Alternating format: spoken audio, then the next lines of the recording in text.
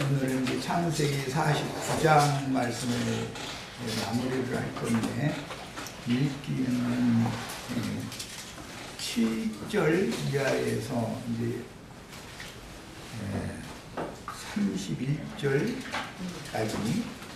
30절까지 같이 읽겠습니다. 그런데 한 절은 자매님들이 읽고 한 절은 형제님들이 읽고 이렇게 정신을 집중해서 교독해서 읽도록 하겠습니다. 자, 자매님들이 먼저 읽습니다. 이제 우리가 오늘 이스라엘 12아들들에게 축복과 저주의 말씀을 유언으로 남긴 말씀을 이제 마무리를 하려고 그래요. 여러 시간을 걸리지 않기 위해서 간략간략하게 자료를 만들어 드렸는데, 이제 큰 중심을 보자면, 축복을 받은 사람은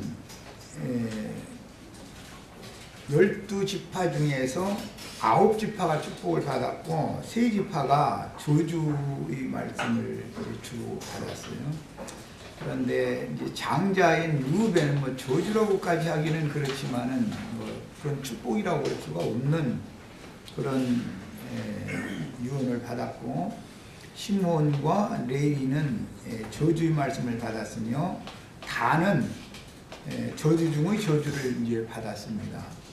그리고 그러니까 실제적으로 이제 복을 받은 지파가 8지파인데 그 중에서 대표적으로 유다와 요셉의 복이 가장 많은 말씀으로 이렇게 축복의 말씀이 이렇게 있습니다.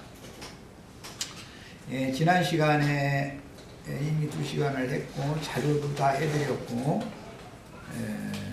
장자권의 그 이동, 변동에 대해서 이 축복 말씀, 저주 말씀 내용 중에 야곱의 유언 중에 말씀이 다 들어있다라는 걸 말씀을 나눴고, 오늘은 이제 시므온과 레위에 대한 말씀, 맨 마지막에 한 말을 보면은 내가 그들을 야곱 중에 나누며 이스라엘 중에서 흩으리로다, 이렇게 레위와 시몬과 레위를 저주하는 말씀이 나왔는데, 왜 그게 저주를 받았느냐면은 7절에 보면 그 노여움이 혹독하니 저주를 받을 것이요 분기가 맹렬하니 저주를 받을 것이다. 노여움과 분기 때문에 저주를 받는데, 그 저주의 내용이 뭐냐 하면 이것은 야곱이 이스라엘 그 12지파 형제 중에서 그 2지파를 흩어버리는, 나누고 흩어버리는 그런 저주를 받은 내용이 나왔어요. 너무 이제 중요한 말로 시작이 되는데, 하나님의 권속들인 12지파 중에 들어가는 시몬과 레위임에도 불구하고 이렇게 저주를 유언으로 선언을 받았다. 그런데 그 저주의 내용이 그럼 뭐냐? 그거는 이스라엘의 총회에서 나누어지고 흩음당하는 저주다. 이것은 굉장히 중요합니다. 교회가 늘 증거하는 말씀을 세속교회에서 이해를 잘 못하는 경향이 참 많은데, 예수를 믿기만 하면 다 구원을 받고 하나님의 자녀가 된다. 그것은 맞습니다. 이스라엘의 아들들이 되는 것은 하나님의 권속이 됐다는 것을 상징하는 거니까. 그러나 하나님의 자녀가 됐어도 저주를 또 받을 수도 있고, 또 오늘 시몬과 레위와 같은 그런 저주도 받을 수 있고, 장자권을 이미 받았지만 뺏길 수도 있고, 계시록 용어로는 면류관을 뺏길 수가 있다는 거예요. 이미 받았지만. 있는 성도라 해서 다 그냥 믿기만 하면 죽으면 천당 가고 이런 게 아니다라는 거죠, 성경이라는 건. 그래서 믿음 생활을 어떻게 했느냐의 여부에 따라서 이제 이스라엘의 총회에서 나눠지는 것은 구약경륜이고, 신약의 용어로는 장자들의 총회에서 나눠지는 거예요. 그러니까 장자권에 들어가지 못하는 것이다 이 말이야. 이스라엘의 총회, 장자들의 총회에서 나눠진다라는 말은 분리돼서 원문대로 떨어져 나간다, 이제 그런 말인데, 이런 것이 얼마나 중요한 말인지를 교계에서 잘 가르치지를 않기 때문에 신앙생활을 성경이 지시한 대로 복을 받을 수 있는 걸 받아들이고 저주가 될 수 있는 것은 신앙생활의 경계의 말씀으로 받아서 자신의 신앙생활에 또 자신들의 모임에 있는 그 교회 모임에 이걸 적용을 해야 되는데, 그렇게는 않고 그냥 예배당에 나오면 구원을 받은 것이다. 그리고 뭐 목사가 하라는 대로 열심을 해서 뭐 충성을 하고 뭐 하라는 그 세상사의 일과 비슷한 그런 어떤 많은 일들을 잘 하면은 이제 그 상을 받는다, 이런 식으로 애매모호하게 가르쳐 버리기 때문에 많은 성도들이, 구원을 얻은 성도들이지만 누구는 혼인집에 들어간 사람이 있고 누구는 혼인집에 들어가지 못할 수가 있다. 그래서 성 밖에 바깥 어둠에 버려둠을 당하는 자들이라는 사람들이 구원을 못 받은 세상 사람들을 말하는 것이 아니라라는 것을 너무 지금 모르고 있는 거예요. 이게 얼마나 애매모호하게 가르치고 잘못된 가르침이냐는 거죠. 그래서 야곱이 나누는 것은 주의 성령께서 판단을 해 볼 때 시몬과 레위와 같은 이런 성정과 그런 성품을 끝내지 않고 사람이 바꿔지지 않은 경우는 결국은 나눠지게 돼 있다는 거예요. 그럼 그 사람들이 세상적인 뭐 성질 부려서 그 이스라엘 종에서 끊어졌다, 그 말이 아니단 말이에요. 이것은 하나님의 법도를 지키지 않은 거예요. 지난 시간에 자료를 해드렸지만 말씀을 다 나누지는 못했었는데, 가장 중요한 것은 헤렘 율법이라는 것과 모하르 율법이라고 하는 이 혼례법과 그 전쟁 수칙이라는 것이 있어요. 이 시몬과 레위는 세겜성 사람들과 문제가 있을 때, 이게 디나이 사건 때문에 벌어진 일인데, 있을 때 아버지에게 물어보지도 않고 자기네들이 모든 결정을 다 해버리고 나서 아버지 몰래 가서 그들을 속여가지고 그들과 화합하고 그들을 통혼하고 통상하고 이렇게 해야 될 것을 아버지한테는 안 물어보고 자기네들이 결정을 해버린 거예요. 거기서는 다 쳐서 도둑내서 죽였다는 거예요.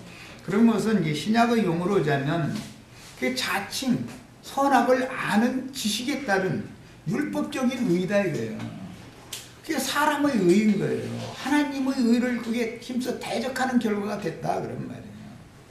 그러니까 구원이라고 하면은 이게 애매모호한 부분인데, 세상 사람들이 생각하는 것처럼 무슨 윤리 도덕적으로 선을 행하고 이웃에게 잘해주고 뭐 그런 것을 근거로 해서 하나님이 구원에 대한 또는 큰 상을 받고 또는 못 받고 성 밖에 쫓겨나고 혼인집에 들어가고 혼인잔치에 들어가고 이런 것을 결정받는 것이 아니다라는 말이야. 하나님의 의와 사람의 의가 기본적으로 다르다라는 걸 알아야 된다. 의와 거룩하심이란 건 그리스도를 말하는 것이고, 선이란 건 그리스도를 말하는 거예요. 성경에서는 모두가 다. 이제 고린도전서에 보면 하나님의 의와 거룩하심, 예수 그리스도 그분은 의와 거룩하심이 되셨느니라 그랬어요. 하나님의 의를 예수님이 이룬 것이죠. 그것은 뭐 어려운 얘기할 것 없이 육체로 보냄을 받아서 보내신 이의 뜻을 행하기 위해서 하나님과 동등이신 분이지만 자신을 비워서 종의 형체로 죽기까지 순종을 했고, 그 결과로 하나님이 그 이름 위에 모든 무릎을 꿇게 하셔가지고 다 주와 그리스도라고 시인하게 하고 영광을 돌리게 했다는 거예요. 그렇게 하신 것만이 아버지의 뜻을 이룬 것만이 의인 것이지, 세상에서 좋은 일을 했느냐 뭐 못했느냐 이런 걸 가지고 그 하나님 나라의 그 의의 기준을 정하는 것이 아니다. 이런 거에 대한 기본적인 이해가 있으셔야 되겠어요. 전도를 할 때 지금 이것은 헤렘 율법이라고 하는 것은 전쟁 수칙이지만 사실은 괜히 전도를 할 때 어떻게 할 거냐 이런 말이에요. 그런데 평화를 먼저 선포를 하고 항복하고 예수 그리스도 이름 아래 무릎을 꿇고 눈물을 흘려가면서 내가 죄인이라고 사죄를 해가면서 주님과 평화하기를 원하는 사람은 다 받아줘야 되는 거예요. 어떤 죄인이라도 세상에서 살인을 저질렀을지라도 말이에요. 살인죄 얘기하면 우리는 그런 살인죄를 안 저질러서 모르지만 성경에 보면 다윗이라는 분이 살인죄를 저지른 사람이에요. 우리가 물리적인 살인죄를 저지릅니까? 그런 사주는 하지를 않죠. 그래도 성경에는 다윗을 그렇게 크게 하나님이 들어서 쓰신 이야기를 하는 것은 인간사의 선악의 기준에 따른 옳고 그름이나 판단을 이 윤리도덕적으로 선악과의 그 독에 따른 기준으로 판단하는 게 아니다라는 거예요. 누구나 다 살인을 할 수 있는 그런 유전인자가 다 있어요. 여기 뭐 분기가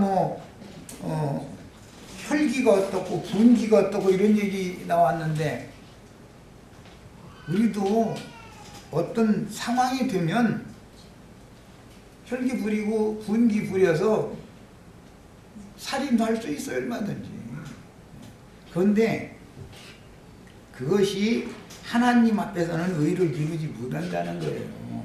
이것은 사실은 하나의 비유예요. 유대교 지도자들이 자신들의 의로움에 사로잡혀 있었기 때문에 성경에 살인이라고 하면 예수를 죽인 것을 상징하는 건데 예수를 죽인다 이거예요. 자기네들과는 무엇이 안 맞아서 그러겠어요. 종교적으로 영이 안 맞기 때문에 죽이는 것이지 예수님이 자기네들과 무슨 세상적인 무슨 원한이 맺혀져서 죽이고 그런 게 아니에요. 이런 것을 잘 생각을 해보셔야 되겠습니다.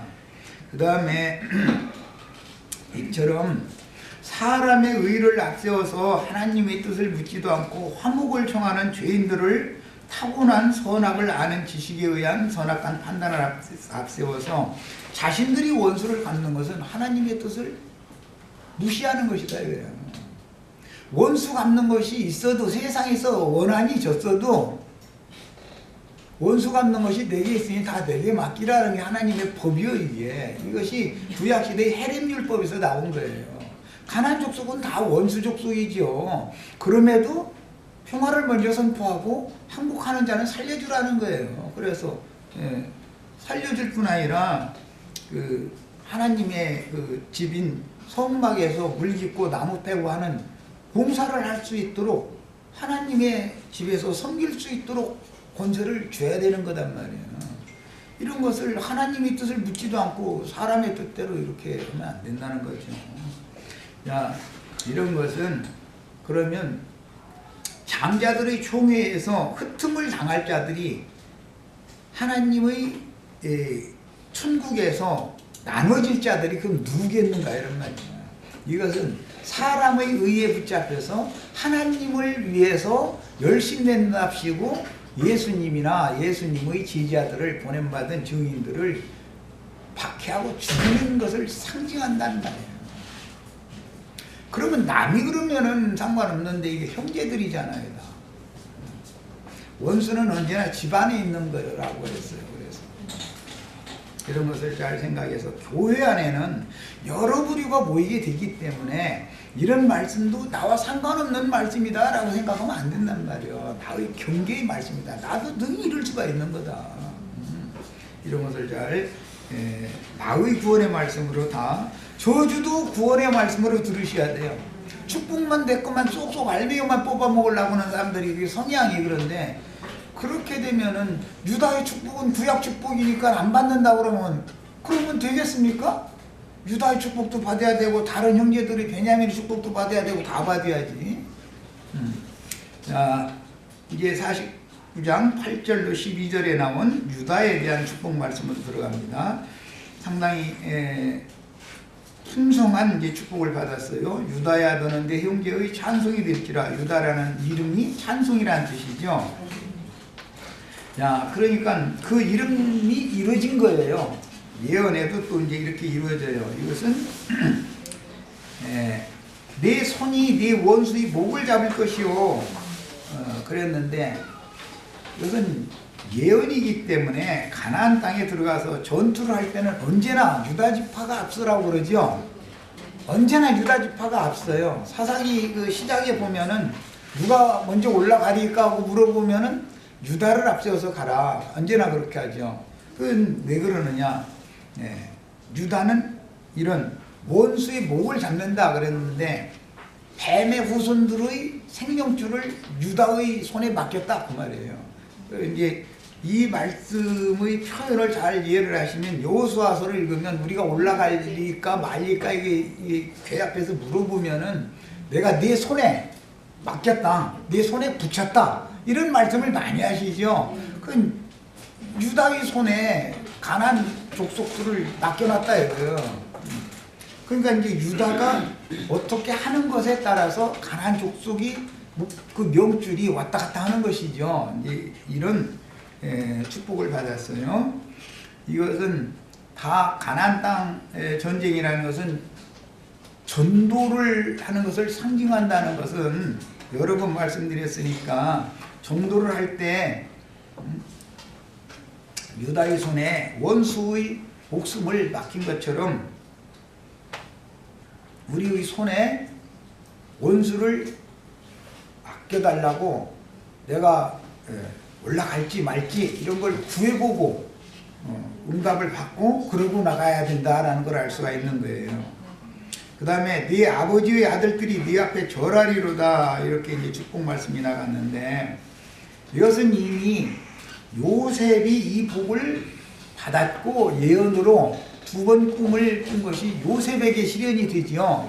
그런데 구약시대 동안은 실로가 오기까지는 유다가 구약 백성들의 인도 직분을 갖고 있기 때문에 모든 이스라엘 백성들이 유대 지파에서 왕권이 나오기 때문에 그 왕 앞에 이스라엘 모든 백성은 당연히 구약 전기간 동안은 절하게 돼 있죠. 유다에게 절을 하는 것은 요셉에게 절을 할 때 완성되는 것이지 유다에게만 절을 하는 것은 완성이 아니죠. 이것은 모형이니까 이걸 생각해 보셔야 돼요. 구약 시대에는 사실은 다윗 왕에게 이제 다 굴복하는 것을 상징한 말이에요. 그런데 요셉에게 절하는 것으로 반드시 영적으로 이게 적용되고 실현이 돼야 되는데 이 유다의 축복과 요셉의 축복을 예수님이 이것을 모든 말씀을 실현하는 분이기 때문에 아까 빌립보서 2장 5절로 11절에 보면 그분은 하나님의 본체시지만 하나님과 동등된 자로 자신을 그렇게 생각하지 않았다는 거예요. 사람의 인육을 입고 세상에 보내심을 받은 동안은 종의 형체를 취해가지고 죽기까지 복종을 하셨기 때문에 모든 무릎을 그 이름에 꿇게 하셨고 그 이름을 통해서 하나님께 영광을 돌리게 했다 그랬어요. 그러니까 유다에게 모든 형제들이 절을 하는 것이나 요셉에게 절을 함으로 이것이 실현되는 얘기는 사실은 예수 그리스도의 성령 앞에 모든 무릎이 다 무릎을 꿇고 나는 죄인이라고 고백할 수밖에 없게 된다라는 것에 대한 예언이다라는 걸 알 수 있단 말이야. 그럼 예수님은 어떻게 그런 영광을 받을 수 있느냐, 즉 승천을 어떻게 할 수 있느냐, 가장 높은 하나님의 자리에까지 어떻게 올라갈 수 있느냐, 이것은 먼저 사람으로 보냄을 받은 이상은 죽기까지 자신을 죽음에 내던져주고 복종하심으로 인해서 그분이 생애를 사는 동안 많은 고난으로 말미암아 순종을 배웠다는 거예요. 그래서 온전케 됐다는 거예요. 이런 과정을 거쳐서 이렇게 모든 무릎을 꿇게 만드는 것, 이스라엘 12지파를 다스릴 수 있는 그런 왕권을 받는 문제인 것이지 예배당 열심히 다니고 뭐 하라는 대로 뭐 헌금 잘 내고 뭐 무슨 종교 행사를 잘하고 그런 것 때문에 이런 상을 받는 게 아니다 라는 것에 대해서도 완전한 이해가 있으셔야 되겠어요. 그 다음에 유다는 사자 새끼로다. 내 아들아 너는 움킨 것을 찢고 올라갔도다. 올라간 것까지는 이건 승천이라고 그러죠. 하나님의 영광의 보좌에 참여했다. 영광. 우리가 올라간다라는 말은 하나님의 영광이 이른다 그 말인데, 사실은 이제 실현적으로는 신부의 성에 들어가는 거예요. 이기는 자로 여기 올라가는 건데, 그것은 육신적인 몸이 어디를 오고 가고 그런 그 공간 이동을 지금 말하는 게 아니라 그의 성품과 인격을 하나님이 가장 최고의 선이요 의이신 주님의 그런 형상과 모양, 그 위치까지, 그런 사람이 되기까지 높여놨다 그 말이란 말이야. 우리 형제 자매님들은 이렇게 다 올라가셔야 돼. 그런데 누구로 올라가느냐면 유다 지파의 사자 다윗의 뿌리 예수 그리스도가 이겼기 때문에 올라가셨죠. 계시록에 보면 유대 지파의 사자 다윗의 뿌리가 이겼다. 아무도 인봉된 책을 뗄 자가 없어서 그 사도가 책을 바꾸서 울었다는 거예요. 그랬더니 계시가 오기를 유대 지파의 사자 다윗의 뿌리가 이겼으니 그가 이 인봉을 다 떼줄 것이다. 그랬는데 또 이런 말씀도 계시록 그 말씀 가지고 요즘 유행하는 그 저 이만인가 그 미친놈인가 그 이상한 자가 자기가 이긴 자고 자기가 저 계시록 말씀 자기밖에 10사람이 없다고 또 이러고 또 김인기라는 친구는 또 저밖에 없다고 또 이러고, 요새는 계시록 열 수 있는 사람이 인봉 뛸 수 있는 사람이 저밖에 없다는 사람이 어떻게 이렇게 많이 생긴지 모르겠어. 예수님이 이겼기 때문에, 유대 지파의 사자 다윗의 뿌리가 이겼기 때문에 예수님이 다 열어준다는 것이지, 창세로부터 감춘 천국의 비밀이라는 건 예수님이 오셔서 열어주는 것이지 무슨 이만희가 열어주고 김인기가 열어주고 되게 말 같지 않은 소리, 그런 간단한 말도 사람들이 진리 지식이 없다 보니까 그냥 가서 굴복하는 거예요. 그렇게 어리석은 신앙생활을 하시면 안 되겠어요. 분별을 하셔야죠. 그 다음에 여기 이제 사자 얘기가 계속 나왔어요. 그거 엎드리고 웅크림이 습사자 같고 암사자 같으니 누가 그를 범할 수 있으랴 그랬는데, 예수 그리스도를 당할 자는 없다는 거예요. 이건 신약에 보면은 바리새인, 사두개인, 율법사, 그 다음에 헤롯 땅 계속 와서 대표자들이 와서 예수님한테 자기네들이 교리 가지고 따졌죠. 예수님 당했어요, 못 당했어요? 입 딱 다물게 만들어요. 지혜로운 답변으로 탁탁탁탁 꼭 필요한 말씀만, 적당한 말씀만 탁탁 주는 거예요. 예수님은 모든 자를 다 이길 수 있는 유대 지파의 뿌리에서 오신 분이면서 짐승세계를 제어하는 사자다. 이게 짐승세계 왕이다. 이게 마태복음이라는 것은 사자복음이다 그러죠. 예.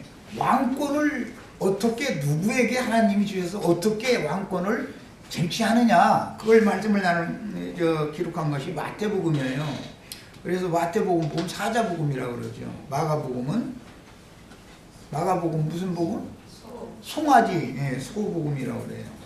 누가복음은 사람 임자복음이라고 그래요. 요한복음은 북수리, 예, 사망을 삼키고 승천하는 이기는 생명, 예, 이기는 자의 복음이다 그래요. 그런 거예요. 자, 10절에 규, 지난번에는 홀이라고 했는데, 금홀이라고 하는 것은 옛날 이제 제국의 황제가 군대의 사령관이 이렇게 지휘봉을 가지고 다니는 것처럼 금호를 가지고 있었어요. 그래가지고 금호를 이렇게 앞으로 내밀면 지시를 하는 것이고, 위로 이렇게 올리면 허락한다라는 뜻이에요. 그게 이제 그 왕이 금호를 가지고 그 금상에 앉아서 이렇게 앞으로 내밀면 지시하는 거예요.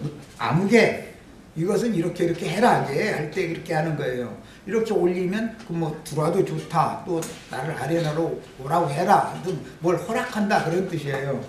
이렇게 해서 이것은 통치권을 상징하는 거예요. 이 금홀이 주님의 손에 들려져 있는 것이죠. 그런데 예수님이 육신으로 오셨을 때는 금을 가지고 다닌 게 아니죠.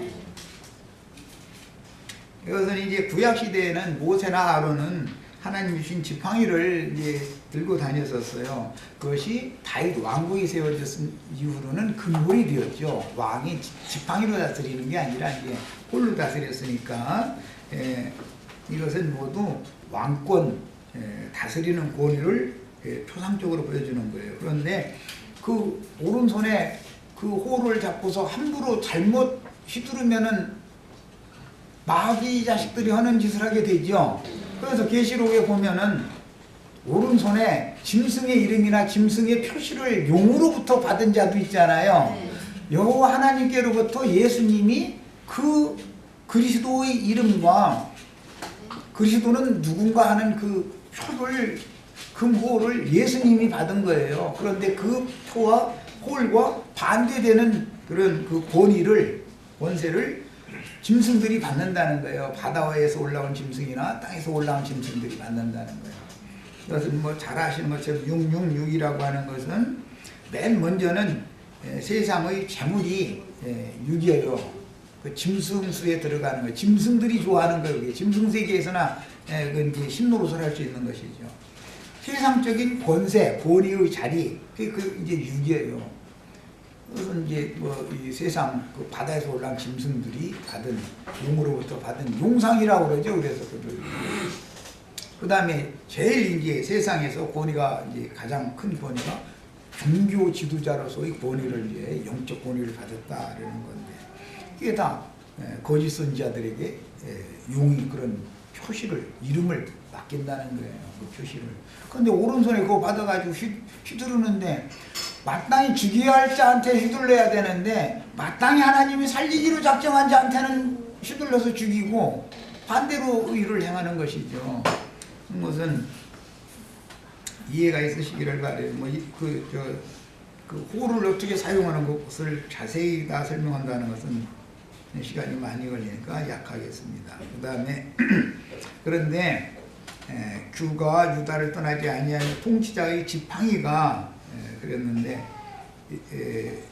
꼴과 지팡이를 이렇게 겸해서 지금 말을 했는데 이것은 10편 23편에 보면 주의 지팡이와 막대기가 라고 나와 있죠.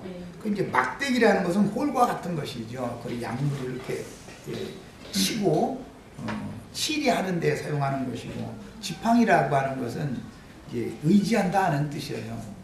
믿음을 상징하는 거예요. 그러니까 다윗 왕은 사울 왕과 다른 점이 하나님이 주신 권세로 그 백성을 다스릴 때 사울이 다스리는 것과 다윗이 다스리는 것은 어떻게 다른가를 잘 이렇게 이해를 하시면 되겠어요.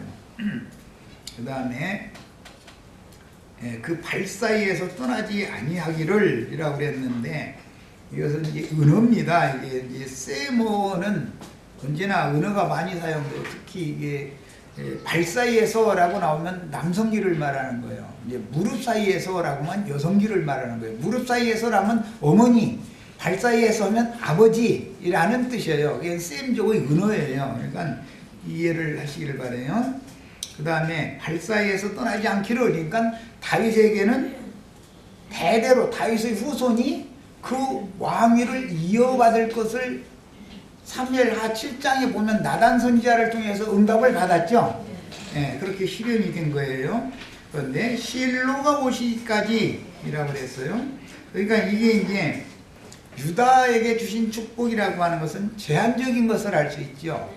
그러니까 하나님이 경륜이 있기 때문에 실로라는 것은 인명으로 사용을 할 때는 안식을 주는 자라는 뜻이고 진영으로 사용할 때는 안식처라는 뜻이에요. 여호수아서 이후로부터 사울 왕 때까지는 하나님의 죄가 실로에 있었었죠. 그랬다가 블레셋에게 괴를 뺏겼잖아요. 실로에 있던 괴를 뺏겼잖아요. 다윗 왕 이후로는 예루살렘으로 옮기죠. 그러니까 이 생각해 보셔야 돼요. 실로가 오시기까지라고 하는 것은 구약 시대에는 사울 왕이 죽기까지면 그 다음에 다윗 왕이 예루살렘 왕이 되는 거니까, 이스라엘 왕이 되니까, 구약시대에는 이게 예표예요. 이것은 신약시대에 예수님이 오시기까지라는 것에 대한 모형이 된다, 이런 말이에요. 예수님이 안식을 주러 오셨죠? 네. 이게 예수님이 실로인 거예요, 결국. 실로 오시기까지라는 것은 예수님이 안식을 주는 자. 예수님이 안식이 없는 자들에게 안식을 주러 오셨어요. 그 그리스도의 안식에 들어간다라는 것은 궁극적으로는 천국에 들어가는 것이고 신부성에 들어가는 거예요. 그 안식에 들어가는 거예요. 그래서 신부성이라고 말할 때는 안식처가 되는 것이고, 원래 가나안 땅이라는 것이 안식이죠. 하나님이 친히 통치하시는 그런 영역이다, 지명을 할 때는 그런 뜻이에요. 그런데 하나님 자신이 안식을 주시는 분이니까 실로를 인명으로 쓸 때는 하나님 자신이다, 예수님 자신이에요. 그 다음에 지명으로 쓸 때는 주님의 몸된 교회를 말하는 거예요. 안식처라는 것은 예수 그리스도의 촛대가 어디에 머무느냐, 그 말이에요. 그래서 구약시대로 말하자면 언약대가 어디에 머무느냐, 실로에 머물 수도 있고, 실로에 머물다가 블레셋 족속에게 빼앗겨가지고 블레셋 5 족속의 성읍을 빙 이렇게 돌아다니게 되죠. 그러다가 이스라엘로 또 밀다시피 해가지고 이스라엘로 돌아왔는데, 다윗이 그 기회를 예루살렘의 다윗이 만든 휘장에 모셔뒀다가 기회를 안치하기 위해서 성전을 내 손으로 지을 것을 하나님 앞에 이제 구했는데, 나단 선지자가 와서 사람의 손으로 지은 전에 가는 신이 아니니까, 우리에 충만한 신인데 어떻게 사람의 손으로, 네 손으로 내 집을 짓겠냐, 내가 네 집을 지어줘야지, 이제 이렇게 말해서 그때 깨달았죠. 사무엘하 7장에 보면 우리 형제 자매님들의 가정도 하나님이 세워줘야 되고 일으켜줘야 되고, 교회도 마찬가지예요. 그래서 주님이 지은 집, 하나님은 친히 지으시고 경영할 터가 있는 한 성을 준비를 해 놓으셨어요. 이게 하나님은 당신 자신이 지은 집에나 거하시는 것이지 사람의 손으로 지은 전에 거하신 분이 아니죠. 이걸 사도행전 7장에 보면 스데반 형제님께서 아주 정확하게 설명을 했어요. 그럼에도 유대교의 관습이라는 것은, 유대인들은 흩음을 당해서 이방 땅에 흩음받은 시몬과 레위처럼 그런 저주를 받은 사람들이었기 때문에 예루살렘에 돌아가서 거기서 절기를 지키고 안식일에 모이고 하던 그땐 일을 너무 그리워하고 사모해가면서 이방 땅에 흩어져 가지고 유대인들은 5명만 모이면 건축헌금을 내는 거예요. 그래가지고 이방 땅에 회당을 지었어요. 그래서 그들은 회당에 늘 모였어요. 그런데 이제 이 종교적인 것을 관용을 베푸는 황제가 다스릴 때는, 이방 나라지만 다스릴 때는 회당에 모일 수가 있었지만 그게 박해를 받는 근원이 될 수도 있었죠. 이방인들과 유대인들이 다른 점은 뭘로 보면 되느냐면, 회당에 안식일 지키러 절기 지키러 가는 사람들이면 이방 왕이 볼 때 이것은 히브리인들이다 그래요. 자기네들과 영이 안 맞는 자들이다. 박해를 하면 회당에 모이는 자들 다 잡아다 속된 말로 족치면 되는 거예요. 이렇게 구분을 했어요. 이제 그랬는데 그런 관습이 신앙시대까지도 계속 이어지고 있는 거예요. 하나님은 사람의 손으로 지은 전을 사람이 애써서 지어놓으면 하나님 무너뜨리죠. 하나님이 애써서 이방 군대 보내가지고 무너뜨려 놓으면 또 애써서 헌금 내서 또 지어놔. 그럼 하나님은 또 무너뜨려. 이 싸움을 반복하고 있는 거예요 지금. 예수님이 마지막으로 예루살렘 성전 무너뜨렸죠. 그런데 로마교가 베드로 성전 짓고, 개신교는 서초동에 무슨 교회니 하여튼 그 짓을 노틀무뎌. 왜 그러느냐, 자친 유대인들의 회당이다 이거 그게.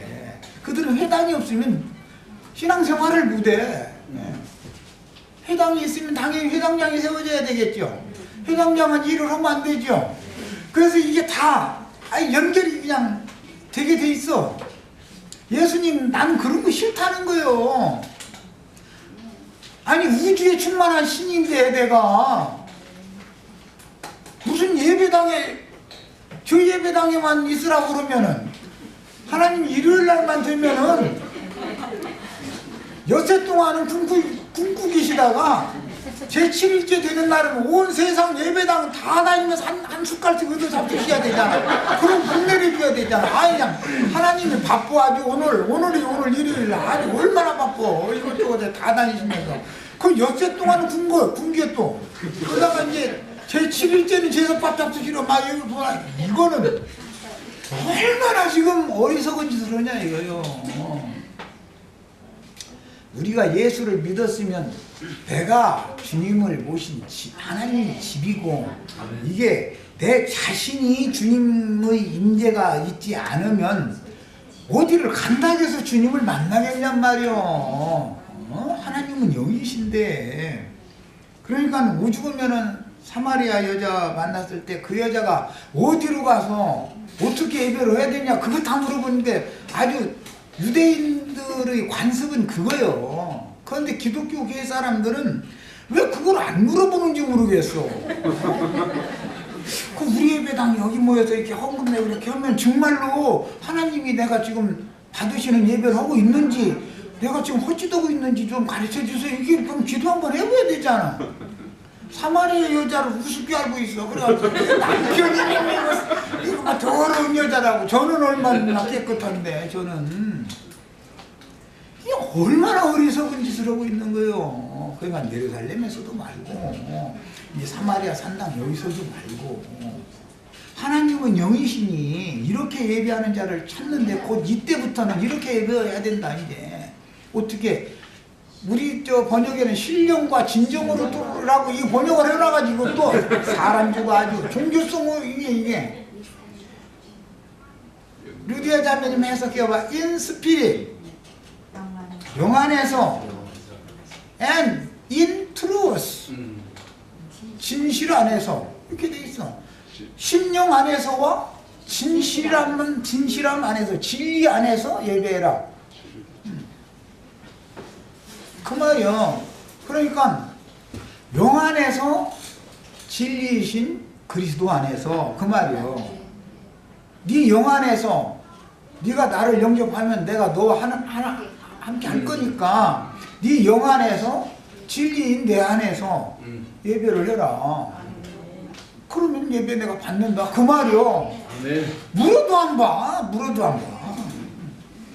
그러고서 그냥 모여서 막 그리고 설교라고 10분 20분 되지도 않는 소리 요즘에 설교 짧게 하라겠다고 또 왜 그러나 물어봤더니 인터넷에 나 그 뭐 농담인지 몰라도 신자들이 빨리 오고 일부러 가야 된다고 설교 좀 빨리 끝내달라고 그런다네 또 요새는. 옛날에 한 3, 40분 하더만. 예. 그런다고 15분 보통 20분 뭐 이게서 끝내더만. 그러고 뭐 헌금충에 돌리는데 뭐 한 30분 걸리니까 설교 시간보다 헌금충에 다 돌아가려면 시간이 더 걸리잖아 그거. 그 예배를 하나님이 진정 받으시는지에 대해서 좀 제발 좀 물어봤으면 좋겠어. 아니 멋대로 하면 어떻게 하냐고. 하나님의 뜻을 물어봐야지. 이게 뭐예요? 사울이 살찐 짐승 끌어다가 바치는 가인의 제사 하는 거 아니야. 하나님이 받지도 않는데 그걸 갖다 바쳐가면서 이거 받으시고 축복이나 달라고 이런 그런 어리석은 신앙생활을 우리는 이제 이 시간이면 다 끝이야 되겠습니다. 그런 사람들한테 무슨 안식을 주시겠어. 안식을 주실래야. 자, 여기까지 해서 일단 첫 시간을 마칩니다.